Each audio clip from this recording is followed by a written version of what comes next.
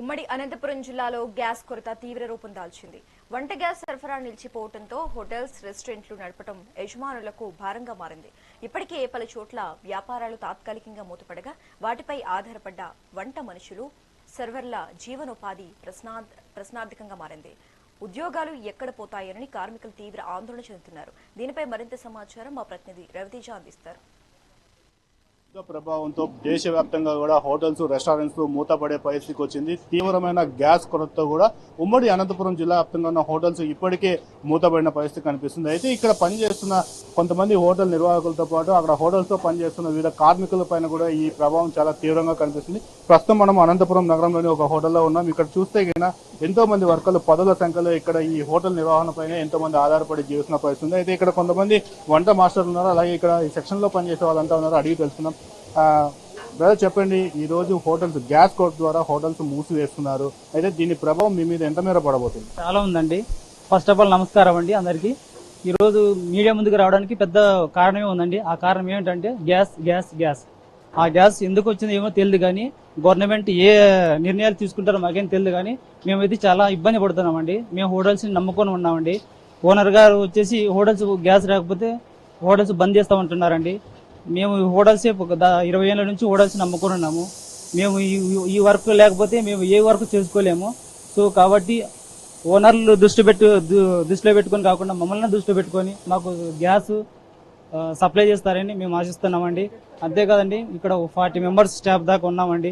చాలా ఎక్కడెక్కడ దూరం నుంచి వచ్చి పనులు చేసుకునే వాళ్ళు అంతా అండి. కానీ ఇబ్బంది పడుతున్నాము.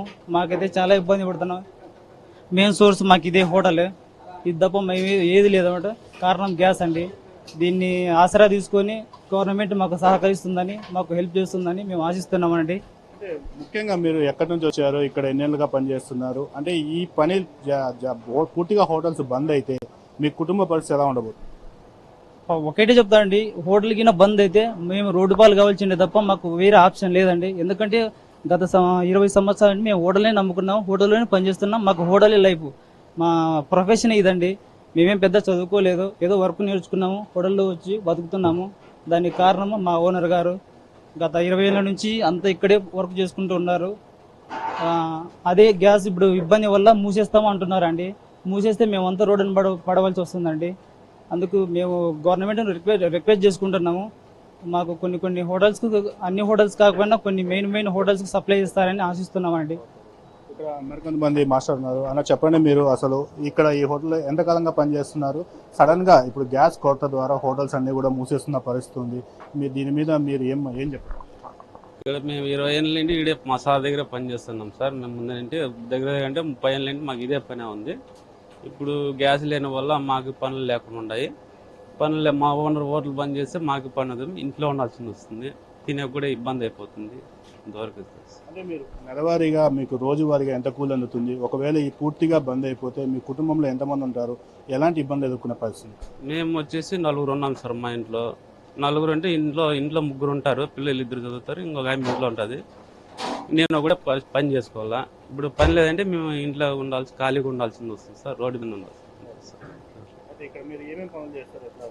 మేము ఇక్కడ చైనీస్ సార్, చైనీస్, ఇండియన్స్ అన్ని ఆల్రౌండ్ అన్ని చేస్తాం. ఇక్కడ ఒక 20 ఏళ్ళ నుండి మా సార్ దగ్గర పనిచేస్తాం. ఓకే, మీరు చెప్పండి, అసలు పరిస్థితి ఇప్పుడు దేశవ్యాప్తంగా కూడా గ్యాస్ కొరత ఏర్పడింది. ఈ కొరత వల్ల హోటల్స్, రెస్టారెంట్స్ అన్ని మూసేస్తున్న పరిస్థితి ఉంది. ఇంకా రేపో మాపో కూడా బంద్ చేసే పరిస్థితి ఉంది. మీరు ఎక్కడి నుంచో, అంటే ఈ స్టేట్ కాదు, अदर स्टेट నుంచి మీరు ఇక్కడికి వచ్చారు, ఎలా ఉండబోతుంది? देखिए सर, हम लोग उड़ीसा से हैं, यहाँ काम करने आए हैं.